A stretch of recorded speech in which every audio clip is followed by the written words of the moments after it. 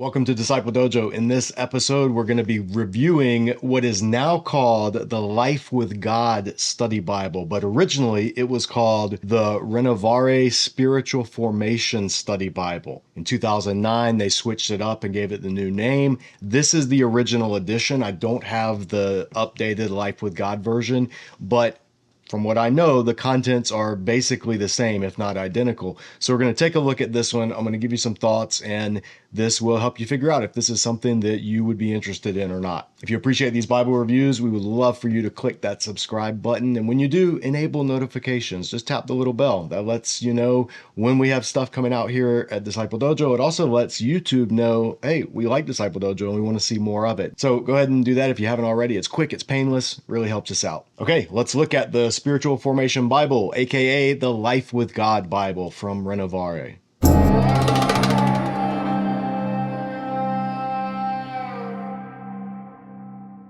Now, this is, like I said, by Renovare, which is a ministry dedicated to helping people understand and explore the spiritual disciplines, what's called the With God life. It's headed by Richard Foster, and he was the general editor of this Bible. Now, he's written some fantastic books. One of his most famous is Celebration of Discipline. Two of his lesser-known books that I think are just as good are Prayer. This is a phenomenal book on prayer. And then this one, I've talked about it here on the channel before, and now it's called The Challenge of the Disciplined Life: Christian Reflections on Money, Sex, and Power. It used to just be called Money, Sex, and Power, which I think was a far better title than The Challenge of the Disciplined Life. But regardless, this book is fantastic. If you've done our series here on the channel, To Know and Be Known, Forming a Thoughtful Christian Sexual Ethic, we do pull from his chapter on Christian sexuality because it's just that good. So, the Life with God Bible, or the Spiritual Formation Bible, is intended to be a Bible that will help get you into understanding the spiritual disciplines, the contemplative life, seeing God in everything. In that way, it's not a study Bible in the sense that normal study Bibles are, where it's trying to give you background information on the text, but it's also not quite a devotional Bible either that just shares little things for you to think about along the way. It's sort of somewhere in between. The focus, again, is on historic Christian spiritual formation. So let's take a look and you'll see what's in it. So here's what we have. And one of the first things to note is this does contain the Deuterocanonical books, the Apocrypha. It's the New Revised Standard Version, and it's meant to be used across denominations. It's an ecumenical Bible. So the editor is Richard Foster, and then some of the general editors are Gail Beebe, Linda Graybeal, Thomas Oden, and Dallas Willard. Oden and Willard were phenomenal theologians and writers having to do with the spiritual life and spiritual disciplines and church history. And then the consulting editors for the Old Testament was Walter Brueggemann, and for the New Testament, Eugene Peterson. Brueggemann is a prolific Old Testament writer, scholar, professor, and Eugene Peterson is most well known as the author of The Message Bible Paraphrase, but he also wrote extensively on pastoral ministry and spiritual formation. So some, like Oden and Willard, they would be considered evangelical. Peterson, depending on who you ask, would have been considered evangelical by some, not by others, and Walter Brueggemann is a mainline scholar. So you come to the table of contents, and there's going to be some introductory material, and then throughout the Old Testament, there are going to be these essays called the With God life. And there are 11 of these throughout the Old Testament. The people of God in individual communion, the people of God become a family, the people of God in Exodus, the people of God in the Promised Land, the people of God as a nation, people of God in travail, the people of God in prayer and worship, the people of God in daily life, people of God in rebellion, people of God in exile, and the people of God in restoration. So then we come to the Deuterocanonical or apocryphal books, depending on your tradition, and then the New Testament. And those With God life essays pick up in the New Testament. The people of God with Emmanuel, the people of God in mission, the people of God in community, and the people of God into eternity. Now, like I said, there are a number of contributors from across the spectrum who contribute to this Bible. Some, like I said, Thomas Oden, Dallas Willard, Peterson, Brueggemann, managing editor, John Kohlenberger III. Then some of the contributors, Ellen Cherry, Marva Dawn, our friend David De Silva, Peter Enns, my old professor, Walt Kaiser Jr., Tremper Longman III, Ben Witherington III. So some mainline, some Catholic, some Protestant, some evangelical. This really is a cross section in terms of contributors. Then I like this, other than just listing the name of the contributors, it gives you a little biographical sketch of each contributor, where they teach, what they've written, what their focus has been. This is nice. I wish more study Bibles would do this. There's a foreword about how this study Bible came to be, why another study Bible, why this particular one, why include the Deuterocanonical books. And they say, we've decided to release this Bible in 2 editions, one with and one without the Deuterocanonical books, sometimes called the Apocrypha. And then they give their reasons. The Deuterocanonical books help Christian readers understand the New Testament context,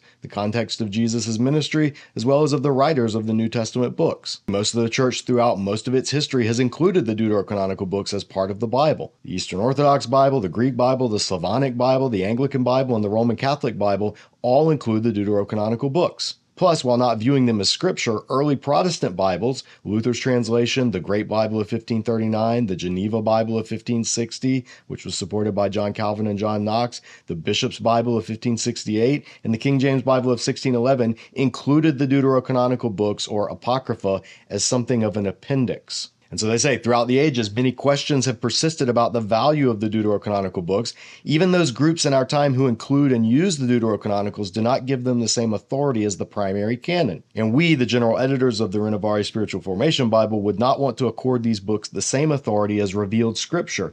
Still, their role in bridging the gap between Malachi and Matthew is unquestioned, and they provide marvelous insight into the way in which the first Christians understood their relationship with God. The Deuterocanonicals do not affect any central doctrine of the Christian faith, but they do contain many helpful insights for spiritual formation.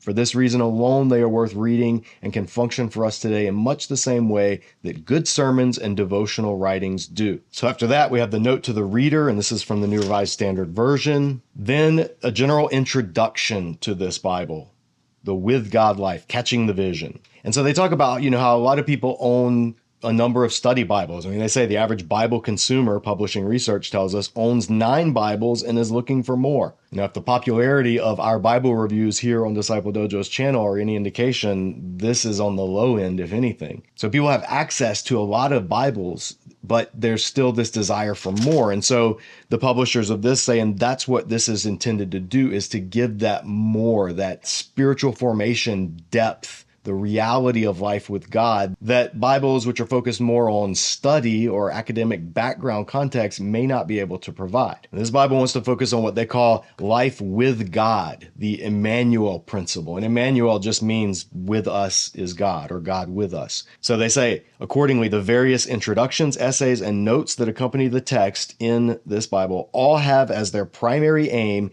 enabling us to see and understand the Emmanuel principle. They serve to make clear how with God life works in all the circumstances of human existence, both for individuals and for groups, both in specific historical periods and through all times. So then there's some guidance on how to read with the mind, how to read with understanding, and then how to read with the heart. Then they talk about what is a spiritual discipline. A spiritual discipline is an intentionally directed action by which we do what we can do in order to receive from God the ability or power to do what we cannot do by direct effort. They say it's not in us, for example, to love our enemies. If we go out and try hard to love our enemies, we'll fail miserably, always.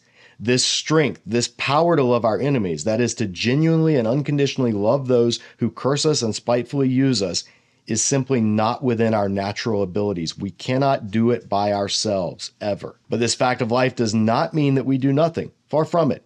Instead, by an act of the will, we choose to take up disciplines of the spiritual life that we can do. These disciplines are all actions of body, mind, and spirit that are within our power to do. Not always and not perfectly, to be sure, but they are things we can do by choice. For example, by choosing actions of fasting, we can learn experientially that we do not live by bread alone, but by every word that proceeds from the mouth of God. By choosing actions of study, we can learn how the mind takes on an order conforming to the order upon which it concentrates, which is precisely why we seek to turn our mind toward all things true, honorable, just, pure, pleasing, commendable, excellent, and worthy of praise. By choosing actions of solitude, we can become intimately acquainted with the many things that control us so that we can be set free from them by the power of God. So spiritual disciplines in and of themselves have no merit whatsoever. They possess no righteousness, contain no rectitude. Their purpose, their only purpose, is to place us before God. After that, they've come to the end of their usefulness, but it is enough.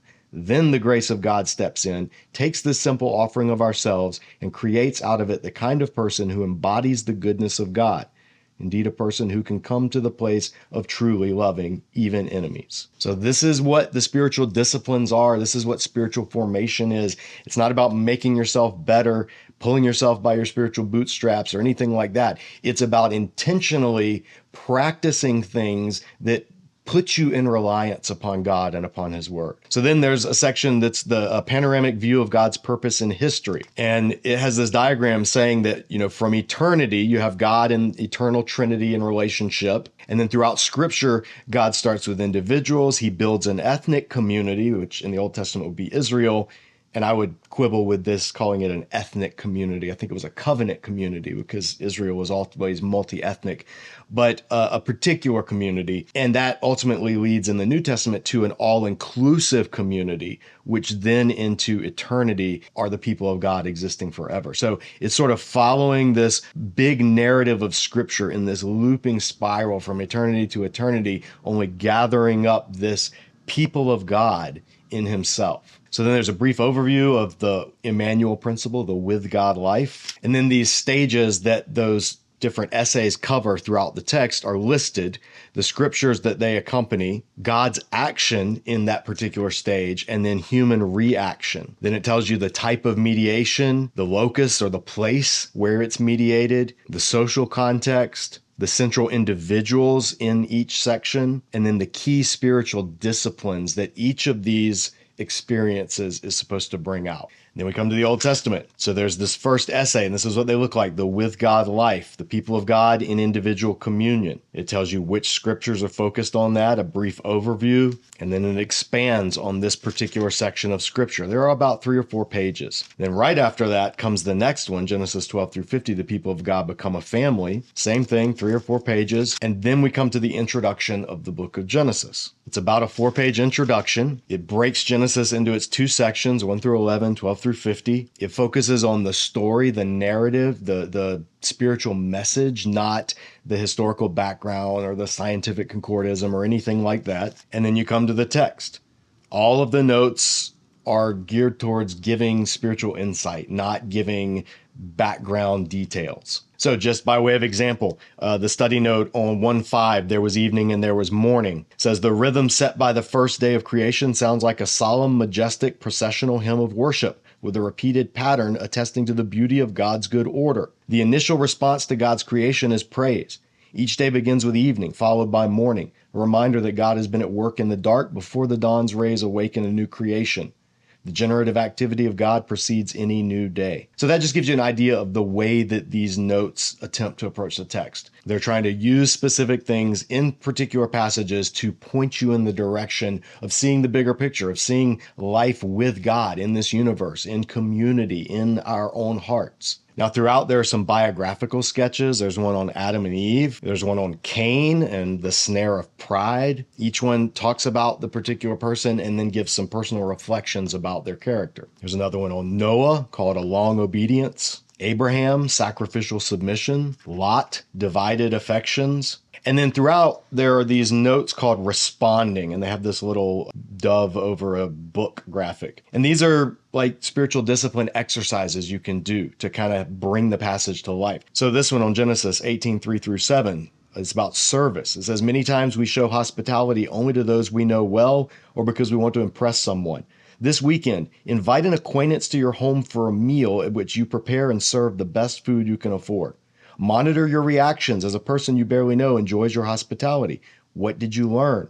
See also Spiritual Disciplines Index. So, in Genesis 18:3 through 7, 3 strangers show up in Abraham's tent, and he hurriedly creates them this feast. He shows incredible hospitality. So this is a way they're saying, hey, why don't you practice this and see what it's like? and really reflect on it while you're doing it. Like, what are you learning? What are you feeling? And sometimes we may just need some help getting from the pages of scripture to actually living it out in our daily life. So these responding notes are like little prompts to help you do that. I'm not going to go and review the theology of much of this like we normally do, because like I said, this isn't a study Bible. You're not getting things like creationism, Calvinism, eschatology, any of those things where study Bibles typically you see their differences when you compare them. All of these are focused on the spiritual disciplines. And the notes aren't massive, but they are fairly substantial at times. Sometimes it's just down at the bottom of one page.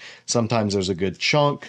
Some pages, there's nothing at all. So it will just vary based on the context. Now, after Malachi, there's a couple of blank pages for notes.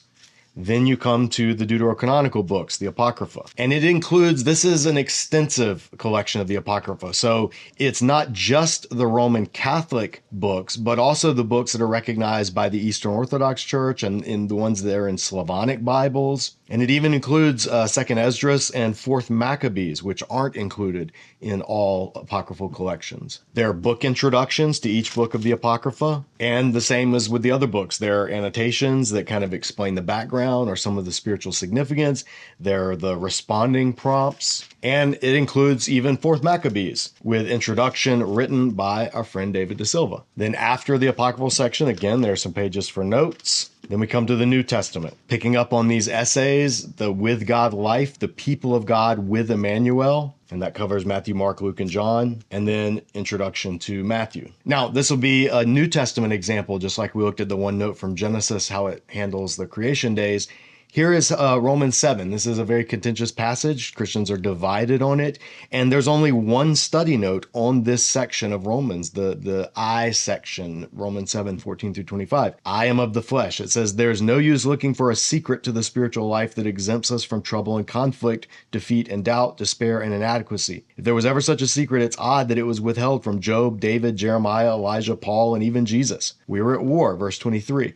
Then they say, there is no clear consensus among Christians about this much discussed passage, but at least this is clear. There are fierce difficulties involved in this resurrection life, and Paul faces them. He does not smooth them over or deny them. And so that's a very non-committal note one way or the other on how you read Romans 7. No matter what your view of Romans 7 is, you could appreciate and agree with that note.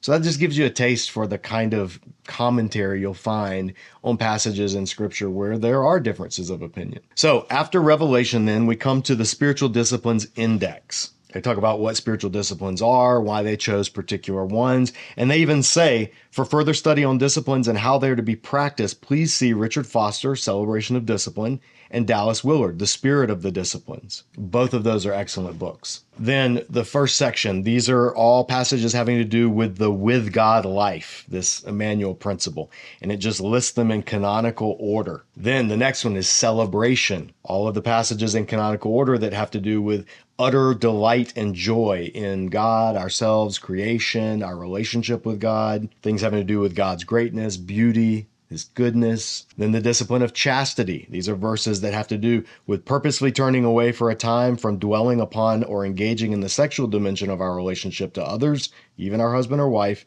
and thus learning how to not be governed by this powerful aspect of our life. So verses having to do with chastity. Then confession. Verses having to do with confession. Fasting.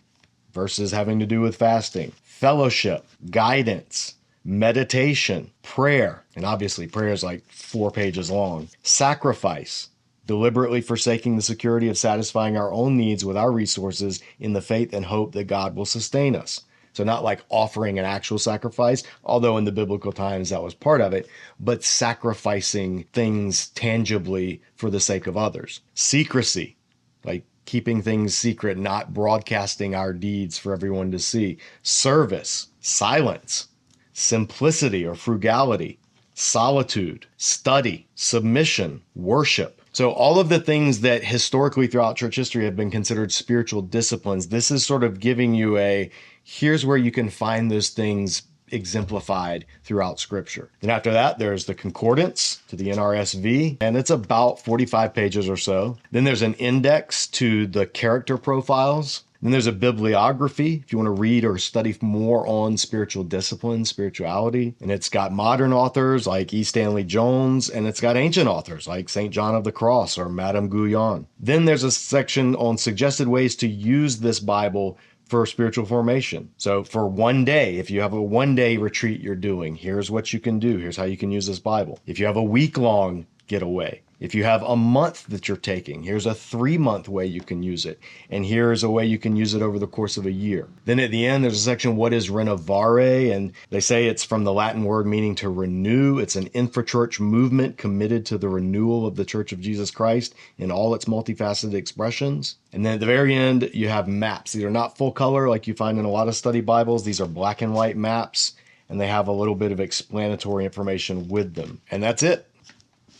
So that is the Spiritual Formation Bible, or the updated version, the Life with God Bible. Again, to my knowledge, the material is mostly the same, but I haven't reviewed the Life with God Bible, the updated version. So if you're a reviewer out there that has one and it's different than what you've seen in this review, let me know. I'd be interested to know about it. But I've had this Bible for probably about 20 years now. It's sat on my shelf. I like having a New Revised Standard Translation handy with the Apocrypha. Unlike some of the more mainline NRSV study Bibles I have, like Oxford or HarperCollins or SBL, the notes in this, I don't find them distracting. I use this when I'm preparing to teach on a passage. I'll check out, hey, what do they say? Is there anything in here that I may have missed? Something that has to do with spiritual discipline, spiritual formation. And it's hit or miss. Sometimes I find something that's a really good little nugget, and then sometimes I don't find anything. So while I wouldn't recommend this as somebody's primary study Bible, I think it's a great resource to have for a reading Bible, for devotional. I think having it on your nightstand and reading a section from it at night before bed, or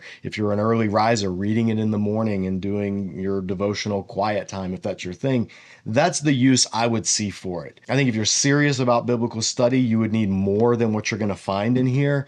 But I also think that this does a good job of being what it intends to be, which is just a reminder, a prompt that reading and studying scripture should be about more than just taking in information. So I'm actually a fan. I think this is great. There's a reason I've had it. I just haven't reviewed it until now because I haven't gotten around to it. There's so many other study Bibles out there that people have asked about, but I did want to touch on it. I'm interested to see the comments. If anybody out there has the updated version, let me know. Let me know what you think about it. But those are my thoughts on the Spiritual Formation, aka Life with God Bible. Hopefully it helps, and this will help you figure out if this is something that you're interested in or not. That's all for now. Thanks for watching. Stay tuned for more honest Bible reviews here on Disciple Dojo's channel. If you haven't already subscribed, once again, we really appreciate it if you would. If you'd like, leave a comment, share this video, let other people know about what we do here at Disciple Dojo. All that really helps. It's very much appreciated. That's all for now. Stay tuned. We'll see you back here next time at Disciple Dojo. As always, keep training.